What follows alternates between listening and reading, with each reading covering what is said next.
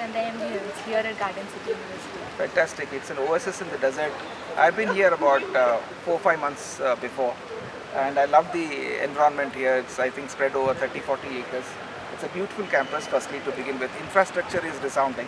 Absolutely astonishing kind of a infrastructure that we have in Garden City. But I think not many Bangaloreans know of this beautiful place that exists in the outskirts of Bangalore. So that's the sad part. But having said that, I'm sure the students who are here have immensely benefited as far as the teaching and all is concerned. I'm sure it's a good asset for Bangalore, and for students community it's particularly encouraging to have such kind of a campus here. Thank you, sir. What? That you want to dedicate your life to the service and welfare of the country. See, I suppose I was in Sainik School, Bijapur. I studied there from 1976 to 83. The natural progression from Sainik School was to the National Defence Academy. So that is how I suppose when we were in Sainik School, the ultimate aim of any student there was to join the National Defence Academy, and that's how I suppose I didn't have any second thought over my career. So this was an automatic choice to join National Defence Academy because that was considered to be the zenith of all professions then. And so that's how probably I graduated from Sainik School Bijapur to National Defence Academy. Automatic choice, I suppose. Right, sir. So, sir, how important do you think is it to conduct effective faculty development programs in colleges and universities? Yeah, I suppose the faculty development program is most essential for any teaching establishment because a teacher is also a student. And in fact, as Gandhiji said once, that teacher has to be a student of his student. So unless he is a student and one of his titles is a teacher, but then he also is a student, and anyone who ceases to be a student cannot continue to be a teacher, I suppose. And this, because there are changes every now and then in terms of technology, in terms of methodology, in terms of creativity, in terms of curriculum and infrastructure and subject matter, I suppose one has to constantly upgrade himself. That's how I suppose faculty development program every year is, I suppose, as an in thing for every institution. And so your last message to the students of Garden City University? The message to students of Garden City University, this is a very beautiful phase of their life. In fact, in Japan, they call it as vacation before work. So this is a very good phase that they are in. They are just about to graduate to their next level or next stage of life. They must, while enjoy this phase of life here in this particular place, they must also consider the challenges ahead that they lie in front of them. Life is challenging and there are a lot of odds, a lot of obstacles. I suppose they need to equip themselves so very well that any challenge they can easily surmount hereafter. Thank you so much.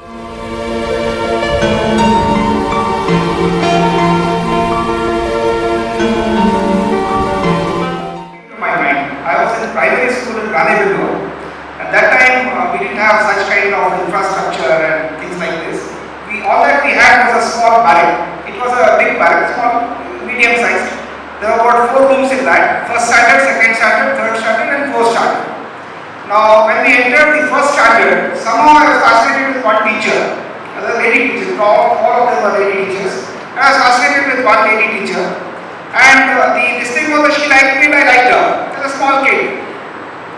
And the challenge was that time the teachers automatically got promoted.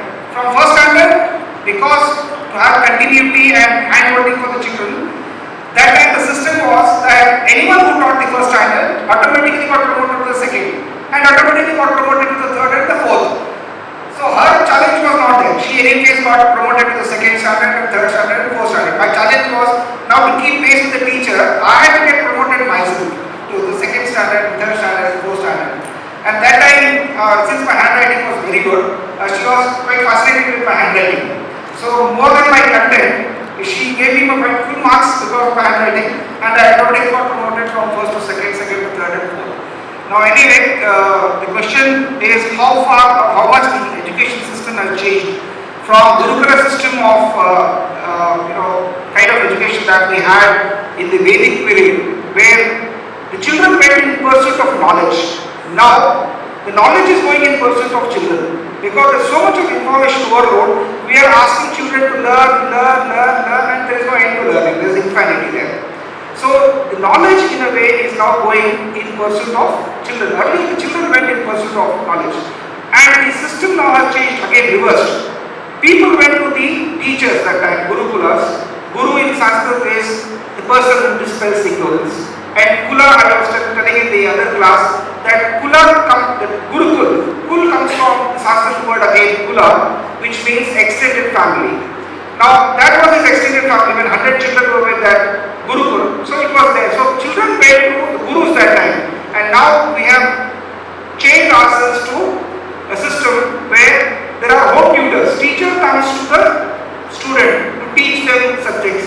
So now that quest for learning has changed from student-centric that time to the teacher-centric. But all said and done, whatever the system that's going to come about here now and hereafter, the teacher will continue to will remain pivotal to that changes. You will always remain centered to the education system. That's all that I would say. Thank you, sir. Dr. Sainik, please answer. But somebody should be there that to take out irrelevant portions from relevant portions, because we need to keep changing with time. That's the only constant. And unless we do that, there is somebody or some body which undertakes this task of keeping only the essentials and cutting out all the non-essentials. This will be a bugbear both for the children and also for the teaching faculty. I suppose there are a number of innovative ways that the teachers can think of while making, as I was telling somebody in the class there, that many a times your students are not present in the classroom mentally, they are present physically. So when you take attendance, you're only taking attendance for their physical presence and not for their mental presence. You need to call them back. There used to be a monk, I heard of a story from Zen, that there used to be a monk, when he used to get up early in the morning, you know what he used to do? He used to call out himself, Dinesh, are you there? Then in the same voice he used to answer back himself, yes master, I am now present. Matlab, he used to call to his own conscience, and that we need to be so constantly and every time you need to call back your students to come back to the class mentally and not physically. Physically they are there, but you have got to think of ways where they can mentally be coming back to you again and again, even with that 40 minutes time. That's what I was saying, the same thing, that the child does not learn only from the teacher. Child learns from other 30 people in the class. It is not one to one. It is many to many, or one to many. It's not one to many. It is many to many. So you have to probably leave that much more to the child to acquire these skills from other children as well. You will have an edge over a student passing out of Garden University. So that uniformity, to bring in uniformity, I suppose one body has to sit down and then regulate the curriculum. Now to give you the luxury of dealing with it as important, unimportant, relevant and irrelevant, that probably may not be suitable, may not be correct, because the child ultimately would lose out. And if that kind of a flexibility and authority is given to the universities, they will probably pick the easy way out.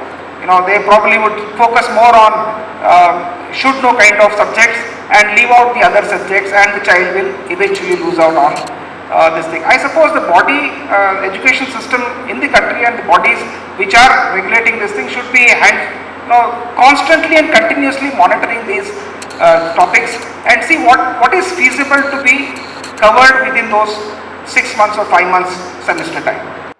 So it emphasizes about how to prepare yourself for the next stage of life, like from brahmacharya.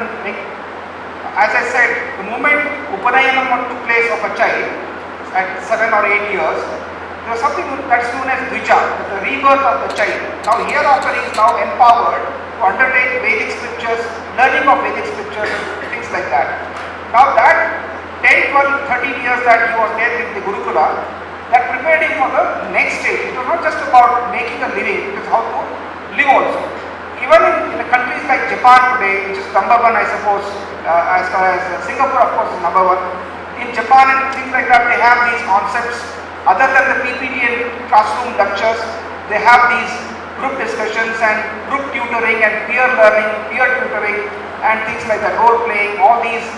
While it may not be possible for every district, it is there. But in Japan, the first 10 years there are no tests. Probably all are aware that the first 10 years there are no tests.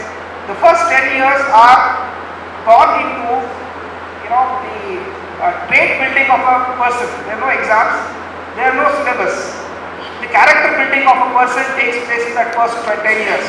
And thereafter, it's also very famous in Japan that once, even if when you graduate to the schools and things like that, the after-school activities in terms of cursive writing and creative writing, creative thinking, all these activities after the school are also given a lot of importance.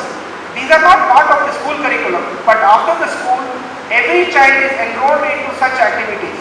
So the first 10 years goes into the character building of that child. So that is why all these activities that we see on WhatsApp today, that the child cleans, there are no janitors in Japan, I suppose, in the schools, because the student community itself does all that work. Yeah, such like things, activities can be undertaken, and that's why earlier in that joint family system, we had Kaka, Mama, Tata, Didi, Chacha, Chachi, all of them living together, and the child learned all these samskaras, characters from each one of them. Good things from each of Kaka, he learned something, from father he learned something, from Tata he learned something. But now that the joint families are broken down into nuclear families, that luxury and that facility is not there with the child. In fact, the new norm for the joint family, as I was studying in the class, is that the husband and the wife, if they live comfortably and happily together, that in itself is a joint family these days. So that also is very rare. So where does the child learn all these things? Probably they will have